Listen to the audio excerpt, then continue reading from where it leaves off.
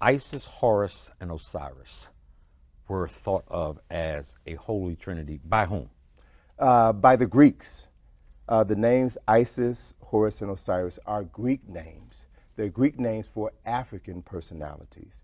Now, we mentioned at the top of the show that I refer to myself as a memory recovery specialist. So let me just play that role for a second. Please do. We're here in Washington, D.C., and the most obvious symbol of the capital of the wealthiest and most powerful nation in human history is an object that is known as the Washington Monument. Yes. It stands in the geographical center of what was originally the 10-mile square of the capital of the United States of America. Now, that symbol is an ancient African symbol which represents the resurrection of an African king named Asar, whose name was later changed by the Greeks to Osiris. So that symbol is the oldest symbol of resurrection known to man. And I might add, Rock, that symbol was developed in Africa, principally in Kemet, the country that the Greeks renamed Egypt. That symbol is over 6,000 years old.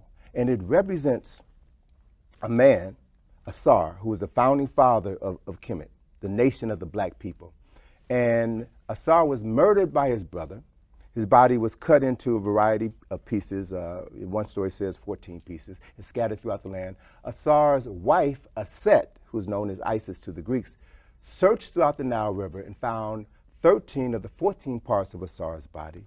She laid each of the pieces out and literally remembered her husband, washed his body with oils, wrapped his body in bandages, and created the first mummy in human history. And as she was about to bury her husband, she grieved, as any wife would grieve, because she was about to bury the man that she loved. She also grieved because, according to a story that is over 6,000 years old, a story with plenty of documentation that I see every year when I travel to Egypt, Aset was also a virgin.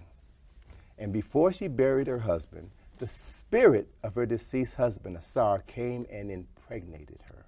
And then 9 months later, the virgin Aset gave birth to their son, Heru. Now, according to some versions of the story, Heru was born 6,000 years ago on December the 25th. So we have, within the story of the founding Paris of ancient Kemet, Asar, Set, and Heru, the fundamental story that would later be incorporated into the Bible as the story of Jesus. And there are numerous parallels that, again, any person who is questioning what I'm saying, if they were to have a conversation with any trained priest or rabbi or bishop, someone who is going to divinity school, they know this story.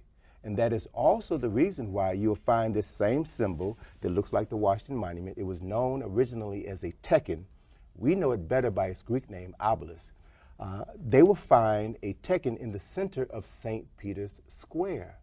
So you have to ask the question, what is this African symbol of resurrection doing in the center of the Vatican? And why is it that every Easter Sunday, when the Pope stands on his balcony and delivers his sermon about the resurrection of Jesus Christ, there are 150,000 people standing in St. Peter's Square surrounding that tekken, that oldest symbol of resurrection, and every Pope knows that story. So it begs the issue that not only do people of African ancestry need to have their memories restored, but people of all nations need to know the greater truth of an African story that has been hidden from most people on this planet.